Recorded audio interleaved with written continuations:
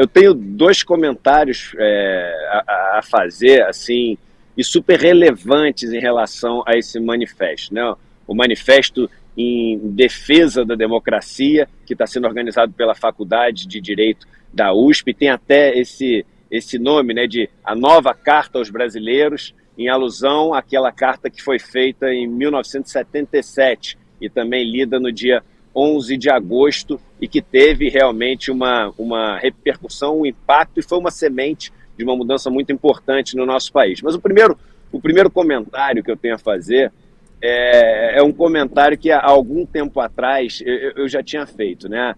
A elite econômica do nosso país ela é muito pragmática, e ela está vendo, né, que, enfim, o ambiente de negócio está ficando pior para ela, e em segundo lugar, provavelmente não vai ser Bolsonaro eleito. Eu disse até ontem que é o seguinte, aquelas pesquisas de ontem, que a gente vai até comentar sobre elas em mais detalhes, vai abrir as pesquisas, né, por gênero, locais do país, faixa etária, e as pessoas vão ver assim sites importantes, mas as pesquisas mostraram uma estabilidade que perdura, né? A gente está há mais de um ano aí com os mesmos níveis de intenção de voto do ex-presidente Lula e o Bolsonaro também com níveis de intenção de voto muito parecidos, e essa última tacada dele, essa última tentativa de compra de votos parece também não ter funcionado da maneira como ele imaginava. Então, vendo, né, que você provavelmente vai ter uma nova figura no poder, provavelmente você vai ter, é o que dizem as pesquisas, o ex-presidente Lula de volta ao poder,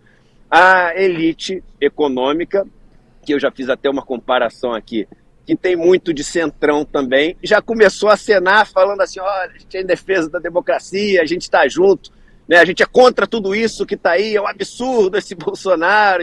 Eu duvido que isso fosse feito, por exemplo, há um ano atrás, quando a situação era dramática. Há 2 anos atrás, Chico e Cristina, quando as pessoas estavam morrendo por causa da Covid, valia a vida, né? Uma carta dessa, um posicionamento desse, há 2 anos atrás, valia a vida mesmo, né? E não foi feito agora, há 3 meses antes da eleição, claro que com esse argumento de que, poxa, é uma carta que questiona, né, essas ameaças golpistas, que se posiciona contra essas falas do presidente Bolsonaro, sem citá-lo nominalmente, mas colocando em dúvida o processo eleitoral, mas eu acho que não acontece à toa agora, próximas eleições. Dito isso, né, que parece o cara que só quer colocar água no chope, né, o comunista revolucionário, tem um ponto que é muito importante, que é o seguinte, isso é, na minha opinião, um golpe enorme para Bolsonaro. Isso é um golpe enorme para Bolsonaro, porque se você ler o que está escrito na carta, e eu pego aqui um trechinho da carta, a carta ela é relativamente extensa, está escrito na carta, estamos passando por imenso perigo para a normalidade democrática, risco às instituições da República e insinuações de desacato ao resultado das eleições. Quem que está fazendo essas insinuações, né?